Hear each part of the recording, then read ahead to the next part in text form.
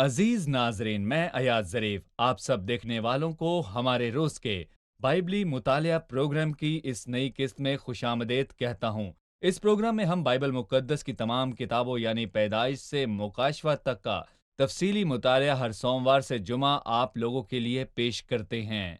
मती की अंजील के मुताले में हम दूसरे बाब तक पहुंचे हैं, जो कि नए अहदनामे की पहली किताब है, और आज की किस्त में हम इस बाब में मजूसियों के ताल्लुक से बात करेंगे जब मसीह पैदा हुआ। पिछली किस्त में हमने जाना कि मसीह बगैर किसी जिनसी ताल्लुक के कंवारी मरियम से पैदा हुआ। हम ये भी जानते हैं कि कंवारी से पैदाइश मसीह की कामिल इंसानियत की बुनियाद है, और मसीह के सलीब पर कामिल कफारे की बुनियाद भी इसी पर है। प्रोग्राम के बाकायदा आगाज करने से पहले मैं खुदा के खादिम भाई यूसुफ को स्टूडियो में खुशामदीद कहना चाहूंगा। बहुत शुक्रिया भाई। साथ ही मौजूद दीगर मेहमानों को भी खुशामदीद। भाई यूसुफ, हमें दूसरे बाब का उन्वान दें और इस बाब का बुनियादी मजमून क्या होगा? इस बाब में हम मसीह को 3 जगहों पर देखते हैं। पहला मुकाम बैतलहम, फिर मिस्र में, और फिर तीसरा मुकाम नासरत। पर वो बैतलहम में पैदा हुआ। कुछ मजूसी बैतलहम में यहूदियों के बादशाह को सिजदा करने आए, लेकिन बदकिस्मती से वहशी और खूनी हेरोदीस ने उसे कत्ल करना चाहा था।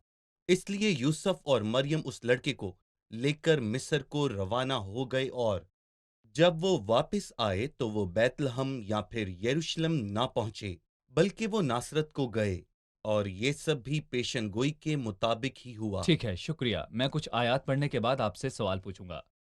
जब यीशु हेरोदिस बादशाह के जमाने में यहूदिया के बैतलहम में पैदा हुआ, तो देखो कई मजूसी पूरब से यरूशलेम में ये कहते हुए आए कि यहूदियों का बादशाह जो पैदा हुआ है वो कहाँ है, क्योंकि पूरब में उसका सितारा देखकर हम उसे सिजदा करने आए हैं। ये सुनकर हेरोदिस बादशाह और उसके साथ यरूशलेम के सब लोग घबरा गए, और उसने कौम के सब सरदार काहिनों और फकीयों को जमा करके उनसे पूछा कि मसीह की पैदाइश कहाँ होनी चाहिए। उन्होंने उससे कहा, यहूदिया के बैतलहम में, क्योंकि नबी की मार्फत यूं लिखा है कि ऐ बैतलहम, यहूदा के इलाके, तू यहूदा के हाकिमों में हरगिज सबसे छोटा नहीं, क्योंकि तुझ में से एक सरदार निकलेगा जो मेरी उम्मत इसराइल की गलाबानी करेगा। भाई यूसुफ, जो आयात मैंने अभी पढ़ी हैं, आप मुझे मसीह की तारीख पैदाइश के मुतालिक बताइए। साथ ही उन्होंने वाकयात का जिक्र किया और बादशाह और शहर का भी जिक्र किया। मैं बुनियादी तौर पर मौजूदा बादशाह हेरोदिस के ताल्लुक से आपसे कुछ पूछना चाहूंगा। आप इसके बारे में क्या कहेंगे? हेरोदिस हेरोदी खानदान का बानी था, जिसका जिक्र नए अहदनामे में काफी मर्तबा किया गया। ये हेरोदिस आजम था। वो 74 सदी कबलस मसीह पैदा हुआ था, और कहा जाता है कि उसका इंतकाल 4 कबलस मसीह हुआ। और जब मसीह हेरोदिस के जमाने में पैदा हुआ तो वो उसे कत्ल करना चाहता था, जैसा कि हम पढ़ते हैं। दर हकीकत ये बादशाह अगरचे सफारती शख्स था, और उसने बहुत ज्यादा लाफानी काम किए थे। जैसा कि हम देखते हैं कि उसने हैकल की ताजीनो आराइश करवाई थी, और उसने यहूदियों में एक मुकाम पा लिया था, और कहा जाता है कि उसकी तामीर में तकरीबन 46 साल लगे थे। लेकिन ये शरीर शख्स था, और ये वहशी और खूनी भी था। उसने अपनी चंद बीवियों, उनके बेटों और सरदार काहिनों को मरवा दिया। हैरत की बात यह है कि ये उनके जनाजों पर रोया भी था। ये बहुत खूनी शख्स था। इसका सबसे बुरा काम ये था कि उसने यहूदियों के लड़कों को मरवाना चाहा। दरअसल उसने यहूदियों के बादशाह को मरवाना चाहा था, जिसको वो अपना दुश्मन समझता था। यकीनन वो यहूदी नहीं था, वो अदूमी था। अदूमी था। वो अदूमी था, ना कि यहूदी। इसलिए जब उसने सुना कि यहूदियों का बादशाह पैदा हुआ है तो वो सच में घबरा गया। उसका घबराना बनता था, क्योंकि एक अदूमी को कोई हक हासिल नहीं कि वो खुदा के लोगों का बादशाह बने। और याकूब और असाऊ की पैदाइश से पहले कहा गया था कि बड़ा छोटे का गुलाम होगा। इसलिए वो उससे खौफजदा था कि कहीं वो उसका तख्त उससे छीन ना ले। लेकिन रोमी हुकूमत का उसको बादशाह बनाने में अमल दखल था। क्योंकि उस वक्त इसराइल रोमी सल्तनत की एक बहुत बड़ी और मशहूर रियासत बन चुकी थी। اس لیے رومی شہنشاہ نے اسے مقرر کیا۔ ابھی ہم ہیرودیس کی بجائے مجوسیوں پر بات کریں گے جو کہ ایک بابرکت گروہ تھا۔ جی مجوسی مشرق میں مسیح کا ستارہ دیکھ کر اسے سجدہ کرنے کے لیے آئے تھے۔ ہمیں صحیح۔ ان کے بارے میں مزید جاننے کی ضرورت ہے کیونکہ ان کے تعلق سے بائبل میں صرف یہی حوالہ ہے۔ لفظ مجوسی اکثر منفی طور پر استعمال کیا جاتا ہے، لیکن اس کہانی سے ہمیں محسوس نہیں ہوتا کہ ان کے مجوسی ہونے سے کوئی منفی تاثر ملتا ہے جو جادو استعمال کرتے تھے، لیکن یہاں ہمیں معلوم ہوتا ہے کہ وہ سائنسدان تھے اور طب اور فطری سائنسدان سمجھے جاتے تھے۔ اس لیے وہ یہاں ماہر فلکیات ہیں۔ جو خلائی چیزوں کی تحقیق کرتے ہیں وہ آسمانی چیزوں سے بخوبی واقف ہوتے ہیں۔ انہوں نے ایک خاص ستارہ دیکھا جو مسیح کی پیدائش کے متعلق تھا، اور میرا خیال ہے کہ وہ جانتے تھے کہ اس نے کب آنا ہے۔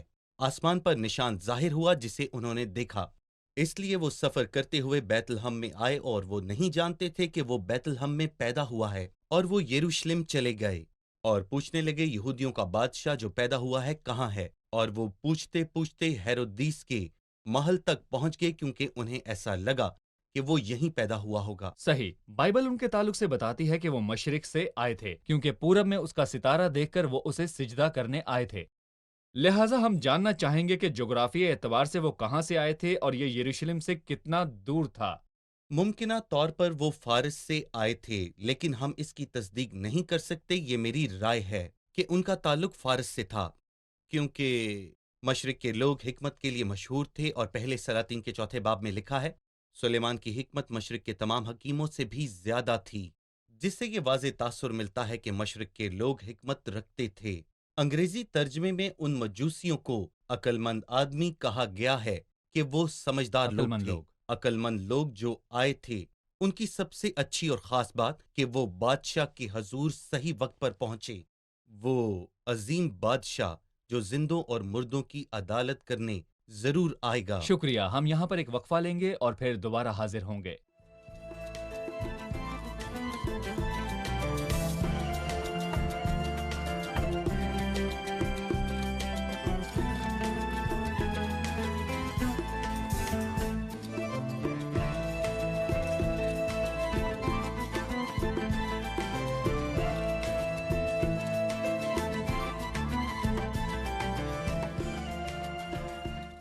دوسرے باب کی تیسری آیت میں یہ سن کر ہیرودیس بادشاہ اور اس کے ساتھ یروشلم کے سب لوگ گھبرا گئے۔ ہم جانتے ہیں کہ ہیرودیس بادشاہ گھبرا گیا کیونکہ ایک نیا بادشاہ پیدا ہوا، لیکن یروشلم کے سب لوگ کیوں گھبرا گئے؟ جی بھائی۔ در حقیقت یہ معاملہ عجیب اور بہت الجھانے والا معاملہ ہے، اور وہاں پر ان کے لوگ اچھی حالت میں نہ تھے، اور انہوں نے مسیح کو خوش آمدید نہ کہا۔ وہ برے اور بدعنوان لوگ تھے، اور آپ مجھے بتائیں کہ ایک برا شخص راست اور عادل بادشاہ سے کیسے خوش رہے گا؟ لوکا کے دوسرے باب میں ہم دیکھتے ہیں مسیح جس کی جگہ محل میں نہ تھی، اور متی کے دوسرے باب میں ہم دیکھتے ہیں کہ اس کی جگہ لوگوں کے دلوں میں تھی، اور یہ بات زیادہ غضبناک بات ہے۔ یہ نہیں کہ محل میں جگہ نہ تھی اور وہ چرنی میں پیدا ہوا، لیکن زیادہ افسوسناک بات یہ ہے کہ اسے لوگوں کے دلوں میں جگہ نہ ملی، اس لیے یروشلم کے لوگ سچ میں گھبرا گئے۔ یہ پہلی بار تھا لیکن آخری بار نہیں۔ ہم متی کے 21ویں باب میں پڑھتے ہیں کہ جب وہ بطور بادشاہ گدھے پر سوار ہو کر داخل ہوا تو پورا یروشلم سچ میں گھبرا گیا تھا۔ صحیح، انہوں نے کہا کہ یہودیوں کا بادشاہ جو پیدا ہوا ہے وہ کہاں ہے، کیونکہ پورب میں اس کا ستارہ دیکھ کر ہم اسے سجدہ کرنے آئے ہیں۔ در حقیقت ہمیں اس آیت پر بات کرنا ہوگی۔ جی ہم نے مشرق میں اس کا ستارہ دیکھا۔ میں یہاں پر جاننا چاہوں گا کہ آپ کا مخلوقات کے اس مکاشفے کے تعلق سے جو مسیح کی طرف اشارہ کرتی ہے کیا خیال ہے؟ دیکھیں، جب کوئی پیدا ہوتا ہے تو اس کے لیے خوشی منائی جاتی ہے، ماں باپ خوش ہوتے ہیں اور سب میں مٹھائیاں بانٹی جاتی ہیں، لیکن ایک ستارے کا خبر دینا کوئی عام بات نہیں۔ اس لیے ہم نے پہلے باب سے سمجھ لیا یہ کوئی عام شخص نہیں، وہ کنواری سے پیدا ہوا کیونکہ وہ خدا کی باقی مخلوقات سے بالکل فرق تھا۔ اس کا ایک ستارہ تھا جو اس کی پیدائش کی خبر سب کو دے رہا تھا کیونکہ وہ سب سے مختلف تھا۔ جہاں تک مکاشفہ کا تعلق ہے تو یقیناً آسمان خدا کے جلال کی گواہی دیتا ہے۔ میں یہاں 3 مکاشفات دیکھتا ہوں جو کہ کمتر سے لے کر اعلیٰ تک ہم نے فراہم کیے۔ پہلا مکاشفہ آسمان کا ہے۔ اور دوسرا مکاشفہ الہام کا ہے اور تیسرا مکاشفہ خود مسیح مسیح ہے، خود ہے۔ بالکل۔ اس لیے پہلا مکاشفہ آسمان میں ہے، اور ہم نے ان تینوں کو زبور 19 کی پہلی 7 آیات اور 14 آیات میں باغور دیکھا ہے۔ پہلی آیت خدا کا جلال ظاہر کرتی ہے اور فضا اس کی دستکاری کو دکھاتی ہے۔ 7ویں آیت خدا کی شریعت کامل ہے، وہ جان کو بحال کرتی ہے۔ 14ویں آیت خدا کے بارے میں بتاتی ہے، اے میری جان اور میرے فدیہ دینے والے۔ ہم نے یہاں پر 3 مکاشفات دیکھے۔ انہوں نے مشرق میں ستارہ دیکھا، یہ پہلا مکاشفہ ہے، لیکن پہلے مکاشفے نے ان کو نہیں بتایا کہ وہ کہاں پیدا ہوا ہے، اس لیے ان کو پوچھنا پڑا، اور انہوں نے یہودیوں کے تمام بزرگوں کو بلوایا اور صحائف کھلوائے اور انہیں بتایا کہ وہ یہاں پیدا ہوگا۔ یہ دوسرا مکاشفہ یہ ہے، دوسرا بائبل مکاشفہ ہے مقدس۔ جو پہلے سے زیادہ بڑا ہے، لیکن سب سے بڑا مکاشفہ یہ ہے، اور کلام مجسم ہوا اور ہمارے درمیان رہا، اور یہ خداوند یسوع مسیح خود ہیں۔ صحیح۔ کیا جو ستارہ مشرق میں نمودار ہوا اس کا گنتی کی کتاب اس کے 24ویں باب 17ویں آیت سے کوئی تعلق ہے، جس میں بلعام نے کہا میں اسے دیکھوں گا تو صحیح پر ابھی نہیں، وہ مجھے نظر بھی آئے گا پر نزدیک سے نہیں۔ یعقوب میں سے ایک ستارہ نکلے گا اور اسرائیل میں سے ایک عصا اٹھے گا اور مواب کی نواحی کو مار مار کر صاف کر دے گا اور سب ہنگامہ کرنے والوں کو ہلاک کر دے گا۔ کئی لوگ اس پیشن گوئی کو اس سے ملاتے ہیں کیونکہ بالم بھی مشرق کے لوگوں میں سے ہی تھا، اور کچھ لوگ اسے دانیل کی پیشن گوئی سے بھی ملاتے ہیں، جس نے ایک عظیم بادشاہ کے پیدا ہونے کی خبر دی جو اپنے وقت پر آیا۔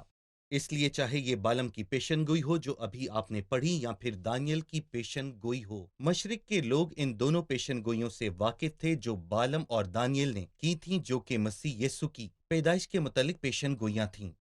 میں مختلف رد عمل کے تعلق سے آپ کی رائے جاننا چاہوں گا، یعنی جب ہیرودیس گھبرا گیا اور بیت لحم کے لڑکوں کو قتل کروایا کیونکہ وہ مسیح کو مروانا چاہتا تھا، اور یروشلم کے لوگ مسیح کی آمد سے آگاہ نہیں تھے، لیکن یہ مجوسی جو عقل مند تھے، جو کہ ایک خاص مقصد سے آئے تھے، مسیح کو سجدہ کرنے اور تعظیم کی خواہش کے ساتھ۔ ایسا گروہ جو کہ یہودیہ سے نہیں بلکہ قوموں سے تھا۔ لہٰذا آپ کی اس بارے میں کیا رائے ہے؟ مجوسیوں کے تعلق سے آپ کیا کہنا چاہیں گے؟ آپ کا سوال مجھے تیسری مسلسیات کے بارے میں یاد دلاتا ہے۔ ہم نے کہا کہ اس باب میں پہلی بات مسیح 3 جگہوں پر رہا تھا، بیت لحم، مصر اور ناصرت۔ اس کے بعد 3 مکاشفات ہیں، الہام، آسمان اور مسیح، اور مسیح کے تعلق سے بھی 3 رویاں ہیں۔ پہلی، ہیرودیس کی جانب سے مسیح کی مخالفت اور لوگوں کی جانب لا سے تعلقی کا رویہ۔ بالکل، اور مجوسیوں کا محبت کا رویہ تھا۔ دراصل مجوسیوں کا ہی درست رویہ تھا، اور یہاں پر یوں لکھا ہے کہ ہم اسے سجدہ کرنے کے لیے آئے ہیں، وہ سجدہ کرنے آئے تھے۔ صرف دیکھنے کے لیے نہیں، صحیح۔ اور نہ ہی اس بات کی تصدیق کے لیے وہ پیدا ہوا ہے یا نہیں، انہوں نے ایسا نہیں کہا تھا، بلکہ انہوں نے کہا یہودیوں کا بادشاہ جو پیدا ہوا ہے وہ کہاں ہے، کیونکہ پورب میں اس کا ستارہ دیکھ کر ہم اسے سجدہ کرنے آئے ہیں، ہم سفر کر کے پہنچے ہیں اسے سجدہ کرنے اور دیکھنے کے لیے۔ قوموں کے بادشاہ کو سجدہ کرنے کے لیے کیا کوئی ایسی بات ہے جو ہمیں آنے والی تقسیم کے تعلق سے بتاتی ہے؟ ہم یہ جانتے ہیں کہ متی کی انجیل یہودیوں کے لیے لکھی گئی۔ آپ نے دیکھا کہ شروعات ہی سے یہودی مسیح کو قبول نہیں کر رہے تھے، لیکن قومیں اسے قبول کر رہی تھیں، اور یہ مزید واضح ہو جائے گا جب ہم آخری باب تک پہنچیں گے۔ پس تم جا کے سب قوموں کو شاگرد بناؤ، لیکن متی کے 10ویں باب میں اس نے ان سے کہا تھا تم غیر قوموں کے پاس نہ جانا اور نہ سامریوں کے شہر میں داخل ہونا اور اسرائیل کی کھوئی ہوئی بھیڑوں کے پاس جانا۔ میں غریب اور اسرائیل کی کھوئی ہوئی بھیڑوں کے لیے آیا ہوں۔ لیکن انہوں نے نہ اسے خوش آمدید کہا اور نہ قبول کیا، اس لیے وہ زمین کی دیگر قوموں کے پاس چلے گئے تھے۔ صحیح۔ اس کے بعد اس کی توجہ میکا 2:5 کی پیشن گوئی پر ہے۔ لکھا ہے انہوں نے اس سے کہا یہودیہ کے بیت لحم میں، کیونکہ نبی کی معرفت یوں لکھا گیا ہے، اور انہوں نے اس پیشن گوئی کی طرف توجہ دلائی۔ جی، لہٰذا بتائیے کہ یہ پیشن گوئی کس طرح مسیح کی بیت لحم میں پیدائش کے تعلق سے پوری ہوئی۔ ہم ان بہت سی پیشن گوئیوں میں ہم دیکھتے ہیں جو مسیح کے آنے سے پہلے ہوئیں، یعنی مسیح کے ساتھ ان کا تعلق جو مجسم کلام ہے اور لکھا ہوا کلام ہے مسیح کے آنے سے پہلے۔ آپ کیا کہیں گے؟ یہ پہلی پیشن گوئی نہیں جو ہم پڑھتے ہیں، بلکہ پہلے باب میں ہم کماری سے پیدائش کی پیشن گوئی پڑھتے ہیں۔ وہ کیسے پیدا ہوگا اور وہ کہاں پیدا ہوگا؟ ہم جانتے ہیں کہ وہ کنواری سے پیدا ہوگا۔ ہم یہاں دیکھتے ہیں کہ 3 پیشن گوئیاں اور ہیں کہ مصر میں سے میں نے اپنے بیٹے کو بلایا، اور پھر راما میں آواز سنائی دی گئی کہ راخل اپنے بچوں کو رو رہی ہے، اور پھر آخر میں وہ ناصری کہلایا گیا۔ پھر پہلے اور دوسرے باب میں 5 پیشن گوئیاں ہیں جو مسیح کے تعلق سے ہیں۔ در حقیقت یہی بات متی کی انجیل میں واضح کی گئی کہ یہ جو بچہ پیدا ہوا ہے، اس کا نسب نامہ کہتا ہے کہ یہ بادشاہ ہے۔ پھر پہلے اور دوسرے باب کی 5ویں آیت میں بہت ساری پیشن گوئیاں ہیں جو یہ واضح کرتی ہیں کہ یہ مسیح ہے۔ اور جہاں تک میکا 5ویں باب کی دوسری آیت کی نبوت کا تعلق ہے، جہاں لکھا ہے وہ بچہ بیت لحم میں پیدا ہوگا، اور جب آپ لوکا کی کہانی پڑھتے ہیں تو آپ جان پائیں گے کہ مقدسہ مریم ناصرت میں تھی۔ ناصرت ملک کے شمال میں ہے اور کافی دور ہے، لیکن بیت لحم جنوب میں ہے۔ کون سی چیز اسے بیت لحم لے گئی جہاں پر نام لکھوائے جاتے ہیں، جس کا اعلان رومی شہنشاہ نے کیا تھا، جو اس سے پہلے کبھی بھی نہیں ہوا تھا، لیکن اس لیے ہوا کیونکہ مسیح بیت لحم میں پیدا ہوا تھا، تاکہ وہ جو نبیوں کی معرفت لکھا گیا تھا وہ حقیقت میں پورا ہو سکے۔ اور اگر بائبل مقدس میں یہ لکھا ہے کہ وہ بیت لحم میں پیدا ہوگا تو اسے وہیں پیدا ہونا ہے، اور شہنشاہ کو ایسا کرنا پڑا کیونکہ ہمارا زندہ خداوند حالات اور واقعات پر کنٹرول رکھتا ہے۔ اس لیے پیشن گوئی کو پورا ہونا ہی تھا، اور مسیح کی آمد سے پہلے بہت سی پیشن گوئیاں ہوئیں۔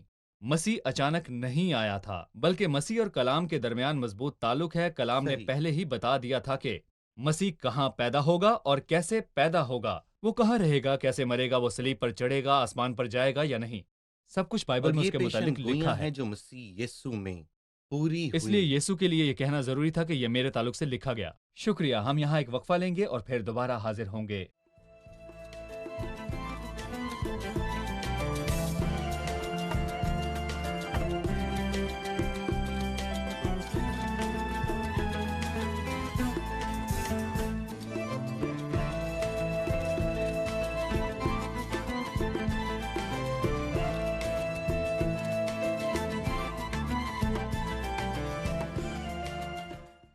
بھائی یوسف، میں پوچھنا چاہوں گی کہ متی 2 باب میں چرنی کا ذکر کیوں نہیں ہے؟ مجوسیوں کی تعداد کتنی تھی؟ کیا بائبل بتاتی ہے کتنے مجوسی آئے؟ جی بھائی۔ یہ ایک عام غلطی ہے کہ لوگ سمجھتے ہیں وہ بادشاہ تھے لیکن وہ مجوسی تھے، اور ایک غلطی یہ ہے کہ وہ 3 تھے، ان کے تحفے 3 تھے، لیکن بائبل ان کی تعداد کے تعلق سے کچھ نہیں بتاتی۔ اور ایک عام غلطی یہ ہے کہ مجوسیوں کو مسیح کے پاس چرنی میں دکھایا جاتا ہے، جو ہمیں تصویروں میں نظر آتا ہے، اور یقیناً ان تصویروں کا پاک الہام سے کوئی بھی تعلق نہیں ہے، اور مجوسی چرنی کے وقت وہاں نہیں آئے تھے بلکہ وہ گھر گئے تھے، جیسے کہ ہمیں 11ویں آیت میں بتایا گیا ہے۔ اور میں یہ بھی کہنا چاہوں گا کہ وہ اس وقت چرنی کے پاس کیوں نہیں آئے، کیونکہ وہ بہت ہی اہم لمحات تھے، جبکہ دوسری طرف اسم نویسی ہو رہی تھی اور وہاں سرائے میں کوئی بھی جگہ نہ تھی۔ لوگوں کی بڑھتی تعداد کو دیکھتے ہوئے یہ بہت ضروری ہو گیا تھا کہ فوری طور پر گھر کا بندوبست کیا جائے، اور وہ گھر چلے گئے۔ اور ہم یہ بھی جانتے ہیں کہ مجوسی مسیح کی پیدائش کے فوری بعد نہیں آئے تھے، کچھ عرصہ گزر چکا تھا، سفر کے شاید دوران۔ مہینہ یا پھر شاید کئی مہینے گزر چکے ہوں، اور یہ بہت زیادہ ممکن ہے کہ انہوں نے مسیح کے لیے گھر کا انتظام کیا ہو۔ مجوسی گھر پر آئے، نہ کہ چرنی کی جگہ پر، جیسے ہم لوکا میں پڑھتے ہیں، لیکن ہم دیکھتے ہیں کہ چرواہے چرنی کی جگہ پر گئے اور مجوسی گھر پر گئے تھے۔ اس کے بعد ہم جانتے ہیں کہ ہیرودس نے حکم دیا کہ 2 سال یا اس سے کم عمر کے لڑکوں کو قتل کر دیا جائے۔ اس نے یہ نہیں کہا کہ جو چند دن یا مہینے کے ہیں، کیونکہ وہ جانتا تھا کہ کئی مہینے گزر چکے ہیں۔ وہ ظالم تھا۔ کئی مہینے گزر چکے تھے۔ اس نے غضب میں اس نے چند ماہ کے لڑکوں کو مارنے کا حکم نہیں دیا، اس نے 2 سال یا کم عمر کے لڑکوں کو مارا۔ لیکن بھائی، ہر انجیل کی انفرادیت کے اعتبار سے ہم یہ جانتے ہیں کہ متی کی انجیل مسیح کو بطور بادشاہ پیش کرتی ہے۔ جی، چرنی میں پیدا ہونا انسان اور حلیم مسیح کا نشان ہے، اور در حقیقت وہ بادشاہوں کا بادشاہ ہے، جبکہ لوکا مسیح کے بارے میں بات کرتا ہے جو کہ غریب اور ابن آدم ہے۔ وہ چرنی میں پیدا ہوا جو کہ ایک سرایہ یا ایک استبل تھا، لیکن کوئی نہیں جانتا تھا کہ یہاں پیدا ہونے والا ایک بادشاہ ہے۔ بھائی، اس کے بعد وہ بیت لحم میں گھر میں آئے، اور 10ویں آیت میں وہ کہتا ہے کہ وہ اس ستارے کو دیکھ کر نہایت خوش ہوئے، اور اس گھر میں پہنچ کر بچے کو اس کی ماں مریم کے پاس دیکھا اور اس کے آگے گر کر سجدہ کیا۔ آگے بڑھنے سے پہلے میں اس آیت پر بات کرنا چاہوں گا۔ یہاں الفاظ کی ترتیب یہ ہے کہ انہوں نے بچے کو اس کی ماں مریم کے پاس دیکھا، اگرچہ کہ انہیں ماں کو پہلے ملنا چاہیے جب وہ داخل ہوتے ہیں۔ लेकिन सबसे पहले वो बच्चे के बारे में पूछते हैं। वो बच्चे की तरफ मतवज्जा हुए और उसे अपनी माँ के पास देखा। जब वो सिजदा करना चाहते थे तो उन्होंने सबको सिजदा ना किया बल्कि मसीह को सिजदा किया। जी भाई। मैं इसी आयत से शुरू करना चाहूंगा। वो सितारे को देखकर नहायत खुश हुए। मुझे ये आयत बहुत पसंद है। वो फर्ज निभाने के लिए नहीं आए थे।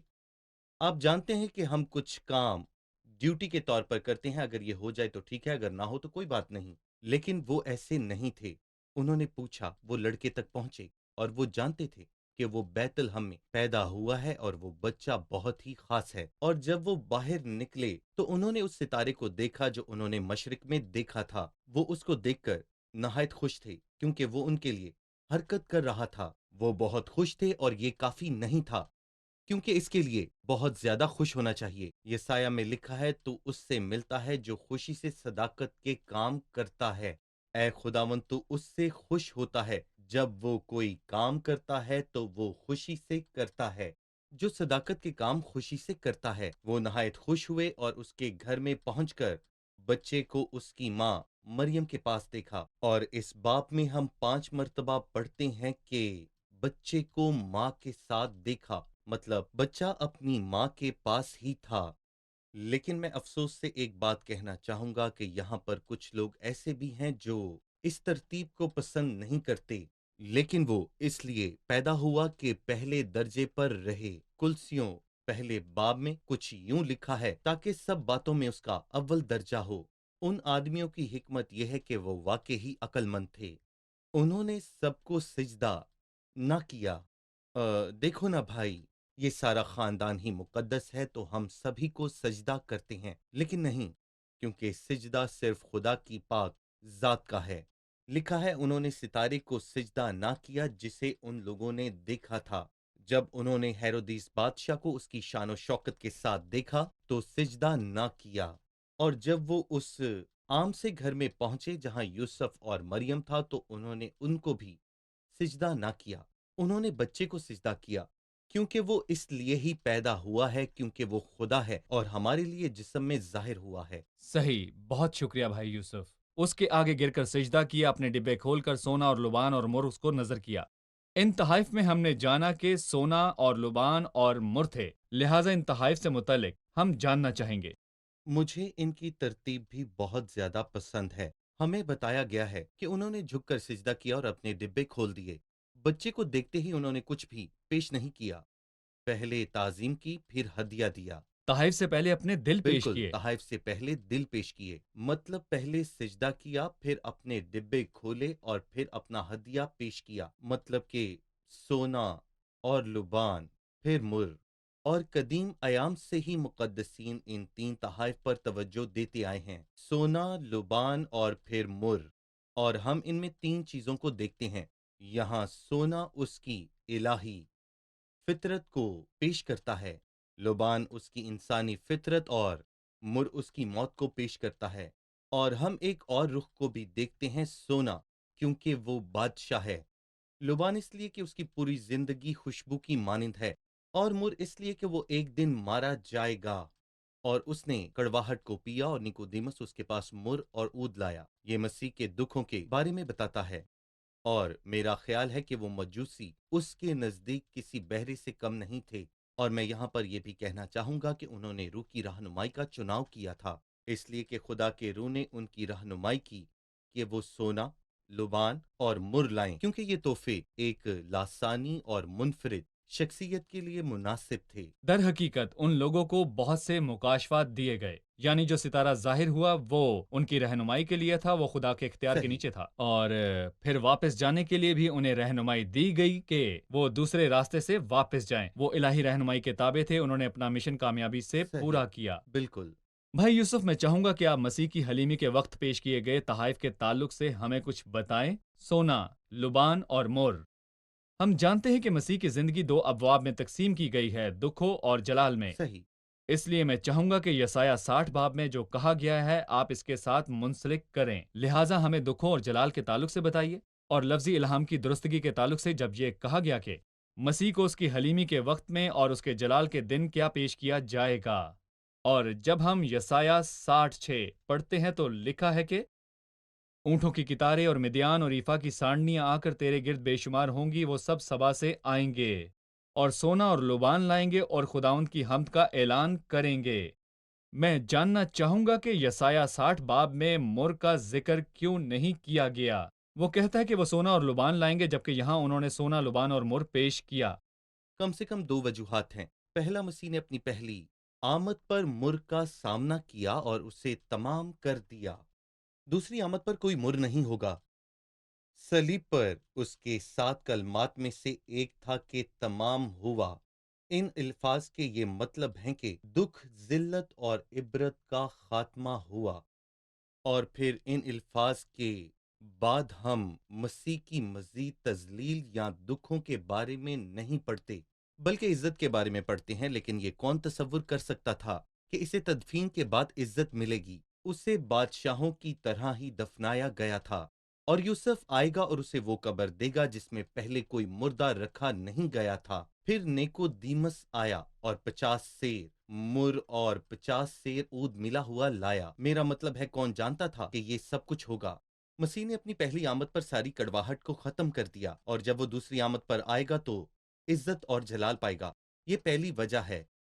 और दूसरी वजह यह है कि हम सोना, मुर और लुबान में बादशाह, काहिन और नबी को देखते हैं। मुर नबी के ताल्लुक से है और सोना और लुबान बादशाह और काहिन के ताल्लुक से है। जब मसीह दोबारा आएगा तो वो नबी के तौर पर नहीं आएगा, बल्कि जो नबियों की मार्फत कहा गया वो उससे पूरा करने आएगा। वो बादशाह और काहिन के तौर पर आएगा, काहिन के तौर पर। बल्कि वो बादशाह और काहिन के तौर पर आएगा। काहिन यानी शाही काहिन के तौर पर, काहिन के तौर पर। क्योंकि वो शाही काहिन है। उसे अपने साथ मुर लाने की कोई जरूरत नहीं है। ये इल्हाम किस कदर दुरुस्त है। ये लफ्जी इल्हाम है। ये शख्सियत अपनी पहली और दूसरी आमद पर किस कदर अजीम है। शुक्रिया भाई यूसुफ, खुदा आपको बरकत दे। अजीज नाजरीन, मजूसियों ने पहले मुकाशफा की तकमील की, जो कि फितरत का मुकाशफा था और मखलूकात का, सितारे का मुकाशफा था। वो आए और फिर उनको दूसरा मुकाशफा मिला, जो कि कलाम मुकद्दस का था। इसलिए उन्होंने तलाश किया और पूछा कि मसीह कहाँ पैदा होगा, और इस मुकाशफे की तकमील करते हुए उनको मसीह तक रसाई मिली, जो कि तीसरा, आखिरी और हतमी मुकाशफा था। नाजरीन, मैं आपको दावत देता हूं कि इस अजीम कलाम और इस शानदार मुकाशफे की कदर करें और मसीह को तलाश करें। मैं यकीन से कहता हूं कि आपकी मसीह से शख्सी मुलाकात जरूर होगी, यानी कलाम के सफ़ात पर। अगले प्रोग्राम में आपसे फिर मुलाकात होगी। खुदा आप सबको बरकत दे।